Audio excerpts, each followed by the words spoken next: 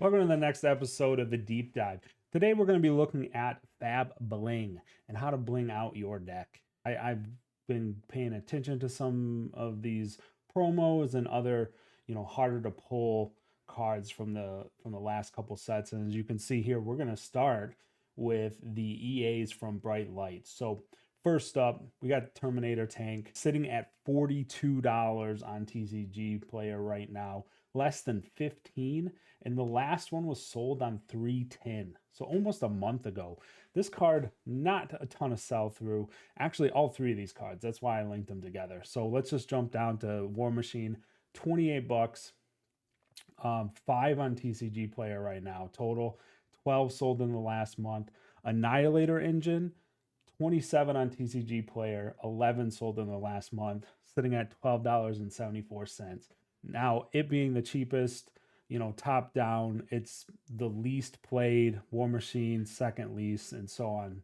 Terminator Tank being, that main card, right? And the fact of the matter is that these cards are hard to pull in Bright Lights. And we've looked at Bright Light cards before, and we've seen, what I deemed thin inventory, but we, these kind of fall into that same category, right? Where, low amount on TCG Player, not a lot of sell through currently, kind of forgotten cards because Teklo is not heavily played right now. But with Joe My leaving, we could see that start ticking up, right?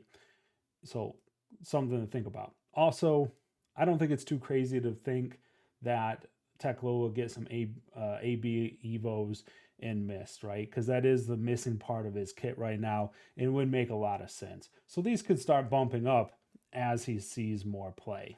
Let's jump down to the next three. Another set of 3 EAs we're looking at. Now this one's more dear to my heart as a Shadow Runeblade player. We're looking at Widespread Annihilation, Widespread Ruin, and Widespread Destruction. So starting with Annihilation, $24.94 for the EA. There's 8 on TCG Player right now, 15 sold in the last month, so pretty decent sell through on this one. Still sitting at that $25 range. On launch, these were selling for 50-ish, 50, 60, maybe upward, maybe right at launch, 75.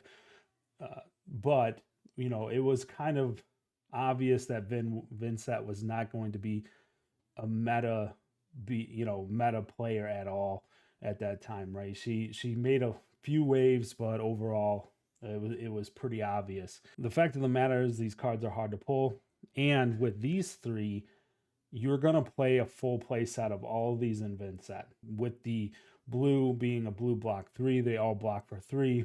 The red just being the 2 rune gate, which is really good. Easy to fit into your deck, and then the Widespread Destruction having a CNC like effect on play is very good. So I think these are cards that you want to keep an eye on if you want to bling out your Shadow Runeblade Vincent deck. These are the pieces you're going to want right now, and they're kind of being slept on a bit. We do know from Pro Tour LA that Vincent is getting a very obvious and playable card in the expansion slot at Mistveil. Expect these cards to go up if she becomes any more playable than she will be, and I believe that expansion slot card will help her kit out.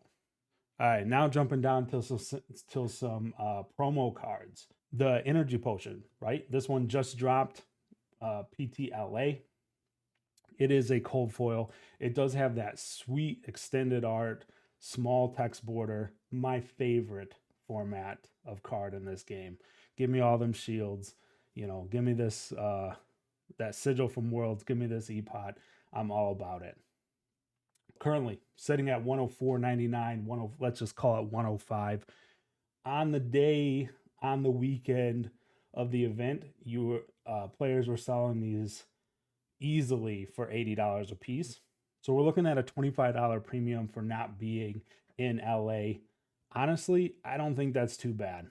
This card's come down farther than I thought it would. If you're looking to get these, maybe you could hold out for it to come down a little bit further, but I don't know. It's gonna hit some resistance at some point. We know that it's gonna hit resistance at 80, right? Because they were selling back and forth like crazy all weekend at 80.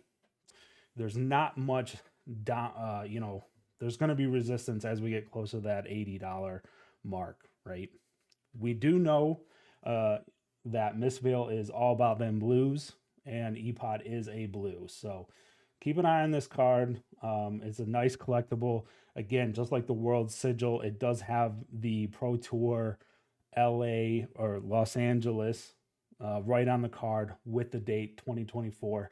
Really nice. I really think that's a nice touch to kind of, when you see that card when you're planning, be like, oh yeah, that was 2024. When it's 2030, right? You can be like, boom, 2024, I was there. Let's jump to the next card here. Runner, sitting at $30 right now. Currently 17 on the TCG player. 23 have sold since it's dropped right around Hartford time frame. You can see on the chart there, about mid-February, right? Runner is a heavy hitters season promo. And by what I mean by that is that I believe Phuket is the calling, and that event is the last event that you will be able to get this promo. And then we'll be moving into the Miss Vale season, and these will not be given out anymore.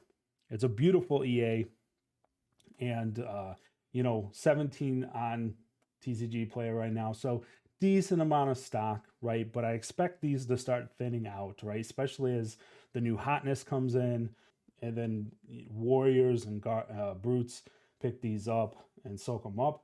They'll be harder and harder to get as we travel towards the end of the year, right? Another thing that I think could affect this card a bit is that a lot of new players will come in with the KO Armory kit, instantly making them a brute player. They might want to, some of those new players might be people that like Bling, and Runner is a clear and obvious upgrade. If it's not in that deck, it's going to be a clear upgrade for that deck. And then if it is, it'll bling that deck out, right? So you grab these runners. It's just something I would like to keep an eye on, especially now that we have very defined promo seasons. All right, moving to the next one here, and our last one for this episode, the Centauri Sellsword cold foil promo. This promo comes in a pack with a Raise the Army extended art rainbow foil. Currently sitting at a price of $36, 18 on TCG player right now, 11 sold since Hartford.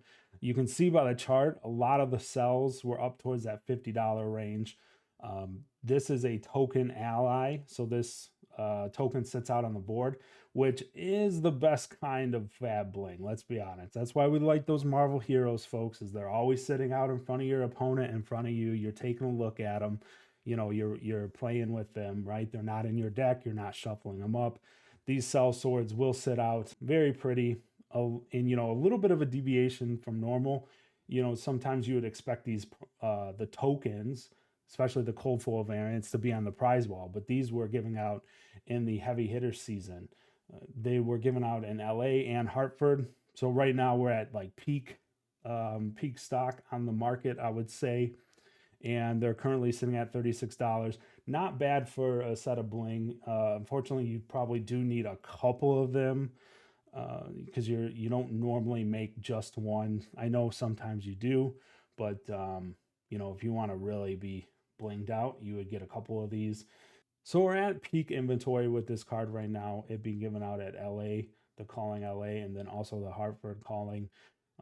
And also Kasai is a meta factor right now with top 8s at the Battle Hardened Hartford, and then also winning the calling in LA.